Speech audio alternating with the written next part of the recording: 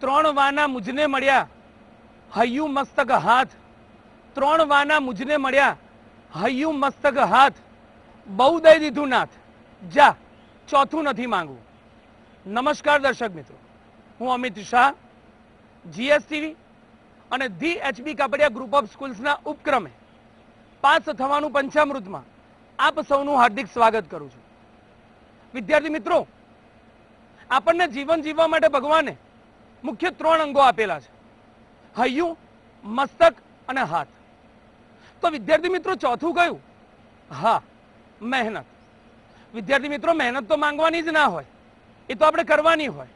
અને વિદ્યાર્થી મિત્રો, કહેવાય છે ને કે પરિશ્રમ એ જ પારસમણી. વિદ્યાર્થી મિત્રો, બોર્ડની એક્ઝામ્સને ગણતરીના દિવસો બાકી છે અને જો તેવામાં તમે અથાગ પરિશ્રમ કરશો તો ચોક્કસ તમને સફળતા મળશે. તો વિદ્યાર્થી મિત્રો, આજનો આપણો વિષય છે ધોરણ 10 ગુજરાતી. તો વિદ્યાર્થી મિત્રો, તમારા જ્ઞાનને પ્રજ્વલિત કરવા એચબીકેના તજજ્ઞ એવા શ્રી અરવિંદભાઈ સોલંકીને હું તમને જ્ઞાનરૂપી સાગરનો લાભ આપવા માટે નમ્ર વિનંતી કરું છું. તો અરવિંદભાઈ, પ્લીઝ. નમસ્કાર વિદ્યાર્થી મિત્રો, આજનો દિવસ એટલે કે 21મી ફેબ્રુઆરીનો દિવસ, અને આ દિવસ વિશ્વમાં માતૃભાષા દિવસ તરીકે ઉજવાય છે. આપણી માતૃભાષા એટલે ગુજરાતી, અને એટલા માટે જ આપણે આજના દિવસને ગુજરાતી દિવસ તરીકે ઉજવી રહ્યા છે. અને એમાં પણ સોનામાં સુગંધ ભળે એવી બાબત તો એ છે કે આજે આપણે ગુજરાતી વિષયની જ વાત કરવાના છે. તો ગુજરાતી વિષયની આપણે વાત કરીએ વિદ્યાર્થી મિત્રો, તેમાં જે પ્રથમ ભાગ છે વિભાગ એ, એમાં જે એમસીક્યુ છે એ 50 માર્કના એમસીક્યુમાં આપણે જોઈએ તો પાઠ્યપુસ્તક પર ગદ્ય જે છે તેમાં 15 પ્રશ્નો, તેના 15 પ્રશ્નો હશે. ત્યારબાદ પદ્યની વાત કરીએ તો એના 15 પ્રશ્નો છે, અને વ્યાકરણના 16 પ્રશ્નો હશે વિદ્યાર્થી મિત્રો. 2 પ્રશ્નો છે એ ગદ્યાંશ પરથી છે અને 2 પ્રશ્નો છે તે કાવ્યાંશ પરથી છે. તો આ રીતે 50 પ્રશ્નો છે, જેમાં વિદ્યાર્થીઓને વધારે તકલીફ પડે છે એવા આ 16 માર્કના જે 16 પ્રશ્નો છે વ્યાકરણના, એના વિશે આપણે વાત કરવાની છે.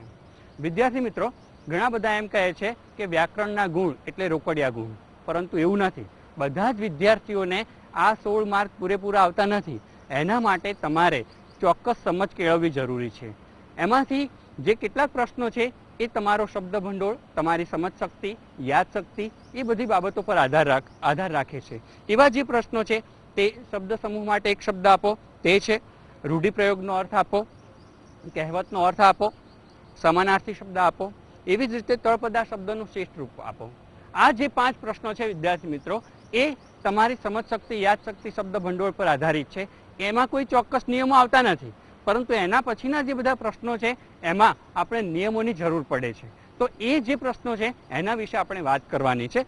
તો એમાં સૌથી પહેલા આપણે સમાસ વિશે વાત કરીશું. સમાસ વિશે વાત કરીશું. તમે 8મા ધોરણમાં સમાસ ભણ્યા જ છો વિદ્યાર્થી મિત્રો. તો જે 2 કરતાં વધારે પદો જોડાઈ અને એક પદ બને તેને સમાસ તરીકે ઓળખવામાં આવે છે. સમાસને છૂટા પાડવાની જે ક્રિયા છે તેને વિગ્રહ તરીકે ઓળખવામાં આવે છે. સમાસમાં વિગ્રહ કરવો એ બહુ મહત્વની બાબત છે. જો તમને સાચો વિગ્રહ કરતા આવડશે તો સમાસ તમે ઝડપથી ઓળખી શકશો, તેનો પ્રકાર તમને ઝડપથી ઓળખતા આવડશે. દ્વંદ્વ સમાસની વાત કરીએ વિદ્યાર્થી મિત્રો, તો તે અને અથવા કી દ્વારા જ્યારે વિગ્રહ થાય, અને અથવા કી દ્વારા જ્યારે વિગ્રહ થાય ત્યારે દ્વંદ્વ સમાસ થાય છે. અહીંયા એક ઉદાહરણ છે માતા પિતા, માતા અને પિતા. એવું જ બીજું એક ઉદાહરણ છે અંજળ, અન્ન અને જળ. બીજું એક ઉદાહરણ છે 5 7, 5 કે 7. તો આ રીતે અને અથવા કે દ્વારા જ્યારે પણ વિગ્રહ થાય ત્યારે દ્વંદ્વ સમાસ થાય છે. આટલું તમારે યાદ રાખવાનું છે. ત્યારબાદ તત્પુરુષ સમાસ છે. વિભક્તિ સંબંધથી 2 પદો જ્યારે જોડાય ત્યારે તત્પુરુષ સમાસ થાય છે વિદ્યાર્થી મિત્રો. એમાં નો, ના, ની, નું, માંથી, વડે વગેરે દ્વારા આ સમાસનો વિગ્રહ થતો હોય છે. દેવ મંદિર શબ્દ છે તો દેવનું મંદિર, નું આ જે અનુક છે એના દ્વારા અહીંયા વિગ્રહ થયો છે, માટે આ તત્પુરુષ સમાસ છે. એવી જ રીતે માનવ સેવા, માનવની સેવા અથવા તો માનવોની સેવા પણ આપણે કહી શકીએ. તો અહીંયા ની એ વિભક્તિ પ્રત્યય છે. ત્યારબાદ ઘર પ્રવેશ, ઘરમાં પ્રવેશ, અહીંયા માં છે પ્રત્યય. તો એ રીતે અહીંયા નો, ની, નું, માં, માંથી, વડે આ બધા દ્વારા જ્યારે પણ વિગ્રહ થાય ત્યારે તત્પુરુષ સમાસ થાય છે. આટલું તમારે યાદ રાખવાનું છે. મધ્યમ પદ લોપી સમાસ વિશે આપણે જોઈશું વિદ્યાર્થી મિત્રો. મધ્યમ પદ એટલે વચ્ચેનું, લોપી એટલે લોપ થવો એટલે કે દૂર થવું. સામાસિક શબ્દમાં જ્યારે વચ્ચેના પદોનો લોપ થયો હોય અને વિગ્રહ કરતા તે પદો આપણને પાછા મળે ત્યારે મધ્યમ પદ લોપી સમાસ થાય છે. સિંહાસન શબ્દ છે, સિંહની આકૃતિ વાળું આસન, આ એનો વિગ્રહ છે. તો આ અહીંયા જે ની છે અનુક તે અને આકૃતિ વાળું એ પદોનો સામાસિક પદ છે તેમાં લોપ થયેલો છે. તો એ રીતે આ મધ્યમ પદ લોપી સમાસ છે. પહેલું જે પદ છે અને છેલ્લું જે પદ છે એ બે ભેગા મળી અને સામાસિક પદ બને છે. તો એ રીતે આ મધ્યમ પદ લોપી સમાસ થાય છે વિદ્યાર્થી મિત્રો. ત્યારબાદ જકાત નાકું છે. જકાત, જકાત એટલે વેરો, ભરવાનું, નાકું, નાકું એટલે સ્થળ, વેરો ભરવા માટેનું સ્થળ એમ પણ આપણે કહી શકીએ. વચ્ચેના જે પદો છે ભરવાનું એ પદો અહીંયા લોપ પામ્યા છે માટે આ મધ્યમ પદ લોપી સમાસ છે. ઉપપદ સમાસની વાત કરીએ વિદ્યાર્થી મિત્રો, તો ઉપપદ સમાસમાં તમારે જો સરળતાથી એને યાદ રાખવો હોય તો વિગ્રહને અંતે નાર કે નારી આવે છે આટલું યાદ રાખવું. અહીંયા જોઈશું આપણે પૂર્વજ, પૂર્વે જન્મનાર, તો અહીંયા અંતે નાર આવે છે. તેવી જ રીતે નર્મદા, નર્મ એટલે આનંદ અને દા એટલે આપનારી, આનંદ આપનારી, તો અહીંયા નારી આવે છે. તો એ રીતે નાર અને નારી આવે છે. તો આ રીતે જ્યારે પણ શબ્દનો આપણે વિગ્રહ કરીએ અને અંતે નાર કે નારી આવે ત્યારે તે ઉપપદ સમાસ થાય છે. આ બાબતનું આપણે ધ્યાન રાખવું જોઈએ. ત્યારબાદ આપણે આગળ જોઈશું કર્મધારય સમાસ. વિગ્રહ કરાયેલા જે બે પદો છે તે બે પદોમાંથી પહેલું પદ છે એ બીજા પદના અર્થમાં વધારો કરે ત્યારે કર્મધારય સમાસ થાય છે એવું યાદ રાખવું. વિગ્રહ કરાયેલા બે પદો છે એમાં પહેલું પદ છે એ બીજા પદના વિશેષણ તરીકે કાર્ય કરે છે એવું પણ આપણે કહી શકીએ. દાખલા તરીકે મહોત્સવ, તો મહા ઉત્સવ. ઉત્સવ શબ્દ છે એ શબ્દના અર્થમાં આગળનો શબ્દ મહા છે એ વધારો કરે છે, આથી એનો વિશેષણ તરીકે કાર્ય કરે છે એમ પણ આપણે કહી શકીએ. માટે આ કર્મધારય સમાસ છે. એવી જ રીતે ગાય માતા, ગાય એ જ માતા અથવા તો ગાય રૂપી માતા, એ રીતે પણ આપણે એનો વિગ્રહ કરી શકીએ છીએ. માતા છે પણ કોણ? ગાય, ગાય રૂપી માતા. એ રીતે એ માતા શબ્દના અર્થમાં વધારો કરે છે માટે આ કર્મધારય સમાસ છે એવું આપણે સમજી શકીએ. ભૂતકાળ, ભૂત એટલે વીતેલો અને કાળ એટલે સમય. આ સમય છે પણ કયો? વીતેલો. તો એ અર્થમાં કાળ શબ્દના અર્થમાં આગળનો જે શબ્દ છે એ વધારો કરે છે માટે આ સમાસ છે તે કર્મધારય સમાસ થાય છે. ત્યારબાદ બહુવ્રીહી સમાસ. બહુવ્રીહી સમાસમાં વિગ્રહ કરાયેલા જે પદો છે તેમાં વિશેષણ વિશેષ્ય કે ઉપમાન ઉપમેયનો સંબંધ હોય અથવા તો વિગ્રહ કરાયેલા જે બધા જ પદો છે તેને માટે જે સામાસિક પદ છે તે વિશેષણ તરીકે કાર્ય કરતું હોય ત્યારે બહુવ્રીહી સમાસ થાય છે. આ રીતે યાદ ન રાખવું હોય અને તમે શબ્દ સમૂહ માટે એક શબ્દ આપો એ પ્રમાણે તમે એને યાદ રાખો તો પણ વિદ્યાર્થી મિત્રો સહેલાઈથી તમે જવાબ લખી શકો છો. કારણ કે પરીક્ષામાં તમારે વિગ્રહ નથી કરવાનો, તમારે માત્ર એનો પ્રકાર ઓળખાવાનો છે. તો ગજના આનંદ જેવું આનંદ જેનું છે તે, એ ગજ એટલે હાથી, આનંદ એટલે મુખ, હાથીના જેવું જેનું મુખ છે તે, એ રીતે ગજાનંદ છે તે બહુવ્રીહી સમાસ થાય છે. પાણી પંથો, પાણીના જેવો છે પંથ જેનો તે, તો એ રીતે આ પાણી પંથો છે તે બહુવ્રીહી સમાસ થાય છે. અને અંતે છેલ્લે છે દ્વિગુ સમાસ. દ્વિગુ સમાસમાં જે બે પદો હોય એમાં જે પહેલું પદ છે વિદ્યાર્થી મિત્રો, એ પહેલું પદ છે એ સંખ્યા દર્શાવે છે અને બીજું પદ છે એ શાની સંખ્યા છે તે દર્શાવે છે. દાખલા તરીકે ત્રિકાળ, ત્રિ એટલે કે ત્રણ અને કાળ એટલે કે સમય, કાળનો સમૂહ. તો ત્રણ કાળનો સમૂહ છે એના માટે આપણે ત્રિકાળ શબ્દ વાપરીએ છીએ માટે તે દ્વિગુ સમાસ છે. એવી જ રીતે નવરાત્રિ, નવ એ સંખ્યા દર્શાવે છે અને રાત્રિનો સમૂહ એ રાત્રિના અર્થમાં છે માટે નવરાત્રિનો સમૂહ, એ રીતે એ નવરાત્રિ આપણે કહીએ છીએ માટે દ્વિગુ સમાસ છે. દ્વિગુ સમાસમાં પહેલો જે શબ્દ છે એ સંખ્યા દર્શાવે એ બાબત આપણે યાદ રાખવાની છે. તો આ રીતે સમાસનો સાચો વિગ્રહ કરતા તમને જો વિદ્યાર્થી મિત્રો આવડશે તો સમાસ તમને ચોક્કસ આવડશે અને સમાસનો માર્ક જશે નહીં. આમાંથી તમારે વિગ્રહ કરવાની જે સાચી પદ્ધતિ છે એ તમને આવડી જશે તો જવાબ તમે બહુ સહેલાઈથી શીખી શકશો. ત્યારબાદ આગળ જોઈશું અલંકાર વિશે વાત કરીશું વિદ્યાર્થી મિત્રો. અલંકાર એ 10મા ધોરણમાં તમે પહેલી જ વાર ભણ્યા છો, એના પહેલા આગળ અલંકાર ભણ્યા નથી. સમાસ તમે આગળ 8મામાં ભણીને આવ્યા એટલે થોડી તમને સમજ હોય, પરંતુ અલંકાર વિશે તમારે 10મામાં ભણ્યા છો માટે એની સમજ વ્યવસ્થિત તમારે મેળવવી જરૂરી છે. અલંકારના બે પ્રશ્નો પરીક્ષામાં પૂછાય છે. એ બે જે પ્રશ્નો છે એ પ્રશ્નોમાં એક પ્રશ્નમાં ઉદાહરણ આપ્યું છે કયા અલંકારનું છે તે તમારે ઓળખવાનું છે. બીજી જગ્યાએ 4 અલંકારના ઉદાહરણ છે, એમાંથી રૂપક કે અનન્વય કયો છે એ તમારે ઓળખવાનો હોય છે. તો આ રીતે 2 પ્રશ્નો પૂછાય છે. તો એમાં એના 2 પ્રકાર છે. પહેલો છે શબ્દાલંકાર. વાક્યમાં કે પંક્તિમાં આવતા શબ્દો છે એના દ્વારા અર્થ ચમત્કૃતિ સદાય અથવા તો સુંદરતા, એમાંથી જે સુંદરતા લય પ્રગટે એ પ્રકારનો જે અલંકાર છે તે શબ્દાલંકાર છે. તેમાં છે વર્ણાનુપ્રાસ, એટલે કે વર્ણ સગાઈ એનું બીજું નામ છે.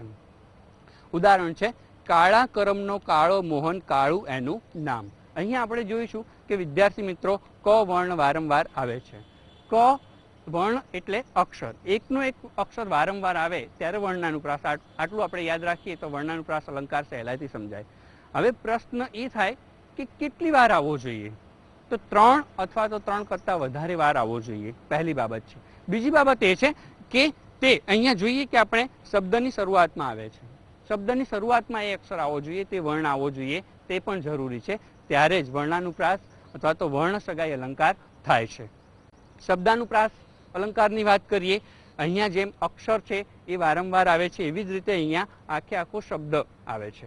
તો એકનો એક શબ્દ વારંવાર આવે ત્યારે શબ્દાનુપ્રાસ અલંકાર થાય છે. હળવે હળવે હળવે હરજી મારે મંદિર આવો રે. હળવે હળવે આ જે શબ્દ છે એ અહીંયા 3 વખત આવ્યો છે, પુનરાવર્તન પામે છે, અને એમાંથી એક ચોક્કસ પ્રકારનો લય આ પંક્તિમાં જળવાય છે, માટે આ શબ્દાનુપ્રાસ અલંકાર છે. એવી જ રીતે આંતરપ્રાસની વાત કરીએ, પ્રથમ ચરણનું અંતિમ પદ અને બીજા ચરણનું પ્રથમ પદ, આ 2 પદો વચ્ચે જ્યારે પ્રાસ રચાય ત્યારે તેને આંતરપ્રાસ અલંકાર કહે છે. એનું બીજું નામ છે, એ બીજું નામ છે પ્રાસ સાંકળી છે. વિદ્યાર્થી મિત્રો, વિદ્યા ભણ્યો જે તે ઘેર વૈભવ રૂડે. અહીંયા જે પહેલું ચરણ છે જે સુધી, એમાં જે એ એનું આ ચરણનું અંતિમ પદ છે, બીજા ચરણનું પ્રથમ જે પદ છે આ છે તે. જે અને તે એમાં પ્રાસ રચાય છે. એ પ્રાસ વચ્ચે આવતો હોવાથી તે આંતરપ્રાસ અલંકાર છે એવું આપણે કહી શકીએ. અંત્યાનુપ્રાસ અલંકાર, પ્રથમ પંક્તિનો અંતિમ શબ્દ અને બીજી પંક્તિનો પણ અંતિમ શબ્દ, આ 2 શબ્દો વચ્ચે જ્યારે પ્રાસ રચાય ત્યારે અંત્યાનુપ્રાસ અલંકાર થાય છે. પાને પાને પોઢી રાત, તળાવ જંપ્યું કહેતા વાત. રાત અને વાત આ 2 શબ્દોમાં પ્રાસ રચાય છે. અંત્ય એટલે છેલ્લું, છેલ્લે પ્રાસ રચાય તેને અંત્યાનુપ્રાસ કહેવાય. આટલું તમે યાદ રાખો તો સહેલાઈથી આવડશે. અને આંતરપ્રાસની વાત કરીએ તો એમાં વચ્ચે પ્રાસ રચાય છે. હવે આ આપણે શબ્દાલંકારના ઉદાહરણ જોયા વિદ્યાર્થી મિત્રો. હવે એવી જ રીતે આપણે અર્થાલંકાર વિશે વાત કરીશું. વાક્યમાં કે પંક્તિમાં આવતા શબ્દો છે એ શબ્દોના અર્થ દ્વારા જ્યારે અર્થ ચમત્કૃતિ સજાય ત્યારે તેને અર્થાલંકાર તરીકે ઓળખવામાં આવે છે. અર્થાલંકાર છે એમાં ઉપમા, ઉપમેય, ઉપમાન, સાધારણ ધર્મ અને ઉપમાવાચક શબ્દ, આ બધી બાબતોનો ખ્યાલ આપણને હોવો જોઈએ વિદ્યાર્થી મિત્રો. ઉપમા અલંકારની આપણે વાત કરીએ તો સાદી ભાષામાં કેવું હોય તો આપણે સાદી ભાષામાં આને એ રીતે કહી શકીએ, એકની બીજા સાથે સરખામણી, તો એને ઉપમા કહી શકાય. અલંકારની ભાષામાં આપણે એ રીતે કહી શકીએ કે જ્યારે વાક્યમાં કે પંક્તિમાં ઉપમેયની સરખામણી ઉપમાન સાથે કરવામાં આવે ત્યારે ઉપમા અલંકાર થાય છે. એટલું તમારે યાદ રાખવાનું છે. ઉદાહરણ છે દમયંતીનું મુખ ચંદ્ર જેવું સુંદર છે. અહીંયા દમયંતીનું જે મુખ છે તેની સરખામણી ચંદ્ર સાથે કરવામાં આવી છે. તો દમયંતીનું મુખ છે તે ઉપમેય છે કે જેની સરખામણી આપણે બીજા સાથે કરીએ છીએ. ચંદ્ર છે તે ઉપમાન છે કારણ કે એની સરખામણી થઈ રહી છે. બીજી એક બાબત છે વિદ્યાર્થી મિત્રો, સાધારણ ધર્મ. સાધારણ ધર્મ એટલે ઉપમેય અને ઉપમાન બંનેમાં જે બાબત સમાન હોય તેને સાધારણ ધર્મ તરીકે ઓળખવામાં આવે છે. અહીંયા સુંદર એટલે સુંદરતાનો જે ગુણ છે એ બંનેમાં સમાન છે, માટે અહીંયા સરખામણી કરવામાં આવી છે. આથી તે સાધારણ ધર્મ છે. અને જેવું શબ્દ જે છે એ ઉપમાવાચક શબ્દ છે. એ જે જેવું શબ્દ છે એના દ્વારા ઉપમેયની ઉપમાન સાથે સરખામણી કરવામાં આવી છે, માટે તે ઉપમાવાચક શબ્દ છે એમ કહી શકાય. ઉપમા અલંકારમાં જેવું, જેવી, સી, પેઠે, માફક આવા બધા ઉપમાવાચક શબ્દો વિદ્યાર્થી મિત્રો આવતા હોય છે. ત્યારબાદ રૂપક અલંકારની વાત કરીએ તો ઉપમેય અને ઉપમાન બંનેને એકરૂપ દર્શાવવામાં આવે ત્યારે રૂપક અલંકાર થાય છે. જેમ ઉપમા અલંકાર છે તેમાં સરખામણી કરવામાં આવે છે, એની જગ્યાએ અહીંયા બંનેને એકરૂપ દર્શાવવામાં આવે છે. વદન સુધાકરને રહું નિહાળી, તો વદન રૂપી સુધાકર, વદન અહીંયા એ ઉપમેય છે, સુધાકર છે, ઉપમાન છે. અહીંયા વદનરૂપી સુધાકર બંનેને એકરૂપ દર્શાવવામાં આવ્યા છે. જો દમયંતીનું મુખ ચંદ્ર જેવું છે, સુંદર છે, એ બાબતને આપણે અહીંયા લઈશું તો દમયંતીનું મુખ એટલે જ પૂનમનો ચંદ્ર, એ રીતે આપણે આને રૂપક અલંકારમાં ફેરવી શકીએ છીએ. તેવી જ રીતે ઉત્પ્રેક્ષા અલંકાર, વાક્યમાં કે પંક્તિમાં જ્યારે ઉપમેય એ ઉપમાન જેવું છે તેવી સંભાવના કે કલ્પના રજૂ કરવામાં આવે ત્યારે ઉત્પ્રેક્ષા અલંકાર થાય છે. વિદ્યાર્થી મિત્રો, તેમાં 3 શબ્દો તમારે યાદ રાખવાના છે: જાણે, રખે, શકે. હૈયું, જાણે, હિમાલય. જાણે શબ્દ આવે છે. જાણે, રખે, શકે આ 3માંથી કોઈ પણ એક શબ્દ આવે અને એના દ્વારા સંભાવના કે કલ્પના રજૂ કરવામાં આવે ત્યારે ઉત્પ્રેક્ષા અલંકાર થાય છે. આ દમયંતીનું મુખ છે એ ઉદાહરણને આપણે જોવું હોય તો દમયંતીનું મુખ જાણે પૂનમનો ચંદ્ર, એ રીતે આપણે એને ઉત્પ્રેક્ષા અલંકારમાં ફેરવી શકીએ છીએ. વિદ્યાર્થી મિત્રો, ત્યારબાદ વ્યતિરેક અલંકારની વાત કરીએ. વિદ્યાર્થી મિત્રો, ઉપમેય અને ઉપમાન આ બંનેમાં, ઉપમેય અને ઉપમાન આ બંનેમાં ઉપમાન સ્વાભાવિક રીતે ચઢિયાતું હોય છે, પરંતુ જ્યારે વાક્યમાં કે પંક્તિમાં ઉપમેયને ઉપમાન કરતા ચઢિયાતું દર્શાવવામાં આવે ત્યારે વ્યતિરેક અલંકાર થાય છે. એટલે કે જે છે એના કરતાં વધારે દર્શાવવામાં આવે છે. સુદામાના વૈભવ આગળ કુબેર તે કોણ માત્ર. સુદામાના વૈભવને કુબેરના વૈભવ કરતાં પણ વધારે સારો દર્શાવવામાં અહીંયા આવ્યો છે, માટે આ વ્યતિરેક અલંકાર છે. દમયંતીનું મુખ તો પૂનમના ચંદ્ર કરતાં પણ વધારે સુંદર છે, તો અહીંયા પૂનમના ચંદ્ર કરતાં પણ દમયંતીના મુખને વધારે સારું કહી દેવામાં આવ્યું છે, માટે એ વ્યતિરેક અલંકાર છે. અનન્વય અલંકારની વાત કરીએ વિદ્યાર્થી મિત્રો, તો ઉપમેયને ઉપમાન સાથે સરખાવવામાં ના આવે, પરંતુ ઉપમેય તરીકે, ઉપમાન તરીકે ઉપમેયને જ સ્વીકારી લેવામાં આવે ત્યારે તે અનન્વય અલંકાર થાય છે. ગીલાનો છકડો તે ગીલાનો છકડો, ગીલાના છકડાને ગીલાના છકડા સાથે જ સરખાવ્યો છે.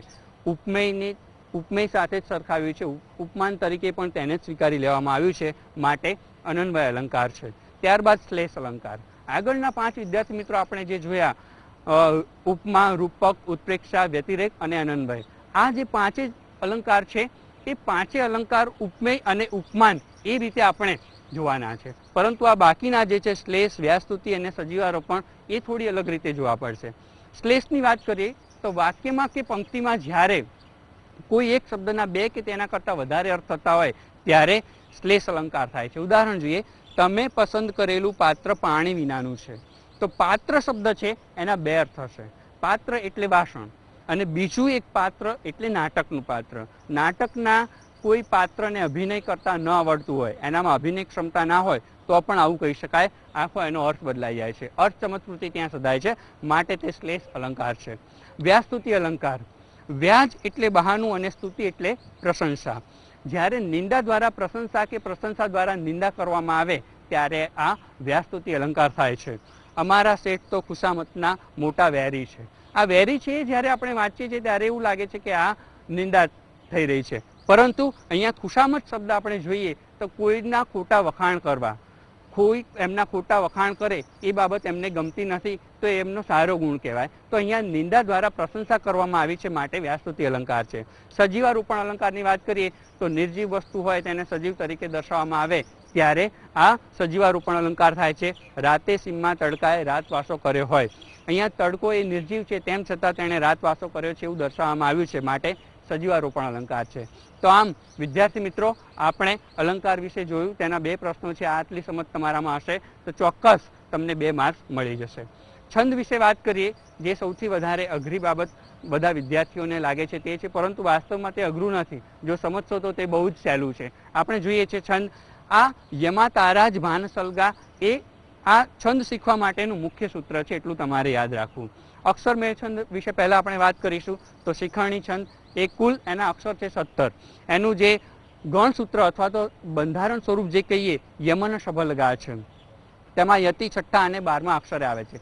યતિનો અર્થ એ થાય કે આપણે જ્યારે પંક્તિ બોલતા હોઈએ ત્યાં સ્વાભાવિક રીતે જ્યારે વચ્ચે અટકીએ તેને યતિ કહેવામાં આવે છે. કદી મારી પાસે વન વન તણા હોત કુસુમો, તો અહીંયા પહેલો અક્ષર લઘુ છે, પછીના 5 ગુરુ છે.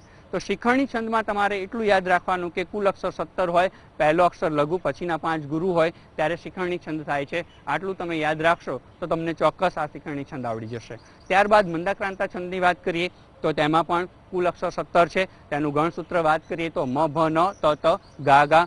યતિની વાત કરીએ ચોથા અને 10મા અક્ષરે છે.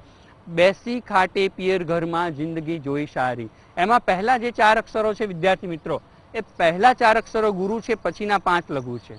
પહેલા 4 ગુરુ, પછીના 5 લઘુ અને કુલ અક્ષર 17 મંદાક્રાંતા. આટલું તમારે યાદ રાખવાનું છે. પૃથ્વી છંદ એ પણ 17 અક્ષર છે. એનું ગણસૂત્ર જશ જશ અલગા છે. યતિ 8મા અક્ષરે છે. બમો ભરતખંડમાં શકળ ભૌમ ખુંદી વળી. તો અહીંયા પહેલો અક્ષર લઘુ છે, પછી ગુરુ છે, પછીના 3 અક્ષર લઘુ અને 1 ગુરુ છે. આ રીતે આપણે પહેલા 6 અક્ષરને આપણે યાદ રાખીએ તો પૃથ્વી છંદ છે એવું કહી શકાય. 17 અક્ષર, પહેલો લઘુ, પછી ગુરુ, પછીના 3 લઘુ અને ગુરુ. એ રીતે આ પૃથ્વી છંદ થાય છે. ત્યારબાદ અનુષ્ટુપ છંદ, એમાં કોઈ તમારે બંધારણ યાદ નથી રાખવાનું. માત્ર એમાં એવું યાદ રાખવાનું છે કે એક પંક્તિ હોય તો 16 અક્ષર, બીજી પંક્તિ નીચે આપી હોય તો એમાં પણ 16 હોય, કુલ 32 અક્ષર થાય. પરંતુ 8 અક્ષરના ચરણ હોય વિદ્યાર્થી મિત્રો. એમાં જે પહેલું ચરણ છે એ પહેલા ચરણમાં 5મો, 6ઠ્ઠો અને 7મો અક્ષર અનુક્રમે લઘુ ગુરુ ગુરુ હોય અને બીજા ચરણનો 5મો, 6ઠ્ઠો અને 7મો અક્ષર અનુક્રમે લઘુ ગુરુ લઘુ હોય. એટલું યાદ રાખવાનું છે. અહીંયા જ, નો, આ 3 જે અક્ષરો છે, પહેલો લઘુ છે, પછીના 2 ગુરુ છે. છેલ્લા એક અક્ષરને બાદ કરતા એના પછીના જે 3 અક્ષરો છે ર, તા, હ, આ 3 લઘુ ગુરુ લઘુ છે. તો એ રીતે અનુષ્ટુપ છંદ થાય છે. મનહર છંદ સૌથી સહેલો છંદ છે વિદ્યાર્થી મિત્રો. તેમાં કુલ અક્ષર 31 હોય, 2 પંક્તિ એમાં ફરજિયાત હોય. પહેલી પંક્તિમાં 16 જ અક્ષર હોવા જોઈએ અને બીજી પંક્તિમાં 15 જ હોવા જોઈએ. પહેલીમાં 16, બીજીમાં 15 અને 31 અક્ષર થાય એટલે મનહર છંદ થાય. એટલું તમારે યાદ રાખવાનું છે. શાર્દુલ વિકૃત છંદની વાત કરીએ તો એના કુલ અક્ષર 19 છે. મ, સ, જ, સ, ત, ત, ગા, આ તેનું ગણસૂત્ર છે. યતિ 12મા અક્ષરે આવે છે.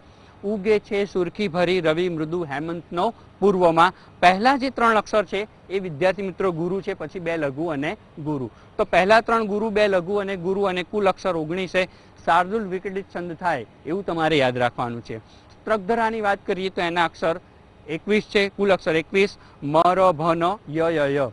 એ રીતે એનો જે યતિ છે 7મા અને 14મા અક્ષરે આવે છે. ધીમે ધીમે છટાથી કુસુમ રજ લઈ ડોલતો વાયુ વાય. પહેલા 4 અક્ષર આપણે જોઈશું તો વિદ્યાર્થી મિત્રો ગુરુ છે, પછી 1 લઘુ છે અને પછી 1 ગુરુ છે. તો પહેલા 4 લઘુ, પહેલા 4 ગુરુ, 1 લઘુ અને ગુરુ અને કુલ અક્ષર 21 છે. સ્ત્રગધરા છંદ થાય એવું યાદ રાખવાનું છે. ત્યારબાદ માત્રામેળ એનો બીજો પ્રકાર છે. માત્રામેળ જે લઘુ અક્ષર હોય તેની 1 માત્રા અને ગુરુ અક્ષર હોય તેની 2 માત્રા થાય છે વિદ્યાર્થી મિત્રો. ચોપાઈની વાત કરીએ તો ચોપાઈ છંદમાં પ્રત્યેક ચરણમાં 15 માત્રા હોય છે. 2 ચરણ હોય તો 30 થાય, એના નીચે બીજી હોય તો 30 to 60. એ રીતે 15 માત્રા વાળા એના ચરણ હોય છે. લાંબા જોડે ટૂંકો જાય, મરે નહીં તો માંદો થાય. અહીંયા જોઈશું તો આપણે છેલ્લા 2 અક્ષરો છે અનુક્રમે ગુરુ અને લઘુ હોય એવું યાદ રાખવું. જે ચરણ આપ્યું હોય તેના અંતિમ 2 અક્ષરો અનુક્રમે ગુરુ અને લઘુ જ હોવા જોઈએ ત્યારે ચોપાઈ છંદ થાય અને કુલ માત્રા 15 થવી જોઈએ ત્યારે આ ચોપાઈ છંદ થાય છે. ત્યારબાદ દોહરો છંદ વાત કરીએ વિદ્યાર્થી મિત્રો, એની કુલ માત્રા 24 છે. પહેલી જે પંક્તિ છે એમાં 2 ચરણ હોય. પહેલા ચરણમાં 13 માત્રા અને બીજા ચરણમાં 11 માત્રા. આ રીતે કુલ 24 માત્રા થાય ત્યારે દોહરો છંદ છે. એની બીજી પંક્તિ હોય તો બીજી પંક્તિમાં પણ 13 + 11 જ હોય. એ રીતે આપણે જોઈશું. દીપકના 2 દીકરા કાજળને અજવાસ, એક કપૂત કાળું કરે બીજો દિયે પ્રકાશ.